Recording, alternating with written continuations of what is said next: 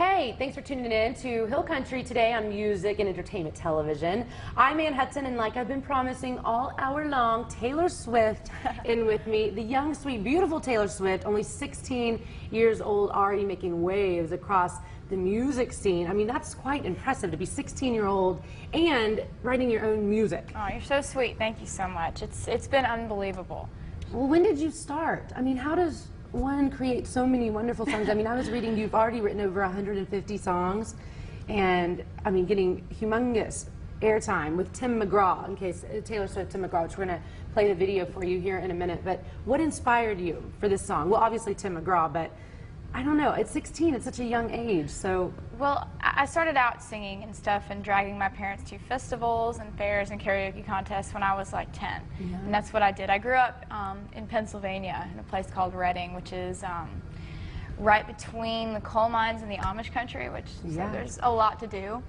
But, you know, just started singing everywhere I possibly could. Did that for about a year until I came to Nashville for the first time. And I was 11, and I had this demo CD of me singing karaoke music, and was like, walked into every major record label and was like, hey, I'm Taylor, I'm 11, I want a record deal, call me, which, you know, didn't really pan out, but I went back home, and I think that's when I realized that I needed to be different. They see that sort of thing every single day. Right. So that's when I picked up a 12-string guitar and started playing and writing my own music, and, you know, I've written a lot of songs so far, and every song on this album, so I'm so excited about this because songwriting really changed my life and the way that my career went. Right. Well, I mean, and it's impressive, especially coming out as a Nashville artist. I mean, most of them don't write their own music. They're starting to, just because it's where the money's at, too. Yeah. Residual, just sit there and get free checks. But let's talk about the Tim McGraw song. This is the one that's going to hit the top 20 this week, which is so impressive, especially at 16. I mean, you're probably going to run into comparisons like Leanne Rimes, I imagine. Do you get that at all, just from her young career going up? And do you, I don't know, is that a direction you'd want your career to go? I think initially people make a comparison because of the age. There's really not a lot that me and Leanne have in common, but she was actually one of the reasons I got involved in country music and became in love with it, because I got her first album, Blue, when I was 6, and just absolutely fell in love with the way she sang and the kind of music she sang. But I think since then I really spun off in a different direction from Leanne, and you know, the guitar playing and the writing is a little bit different, but she is definitely a catalyst for a lot of this.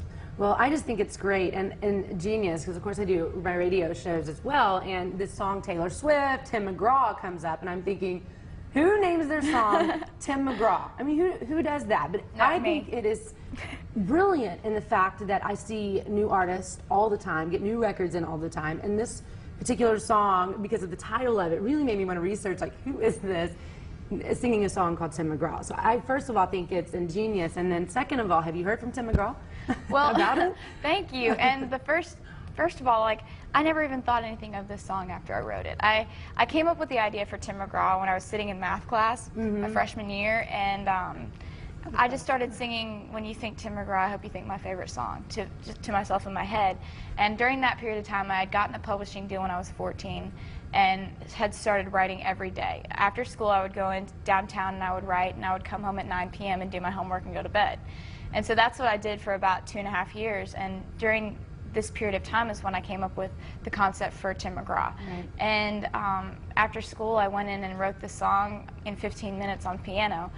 And, you know, I think I applied it to the situation I was in which I was dating a guy who was going off to college, and, you know, I knew that we were going to break up, and just thinking about all the things that I knew would remind him of me.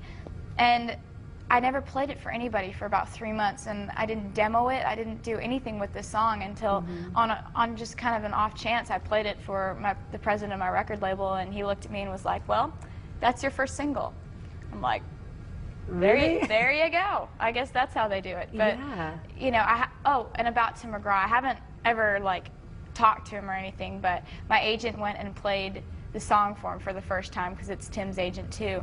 Played it for him in the bus, and the first thing he said was, man, I gotta go play this for Faith. And he went and he played it for her, and he came back and he was like, man, we both love this song, but I don't feel like I deserve it. I'm not George Jones, I'm not a legend, and I Wow. thought that was really cool and really humble. Really cool. That is cool. Well, we're going to play Taylor Swift's song for you right now, Tim McGraw. And you're going to stick around, play live for us? I'd love to. I would love it. Thank you. And child prodigy right here. I love it. Be on the lookout for Taylor Swift because, well, you're going to hear about her right now in her video.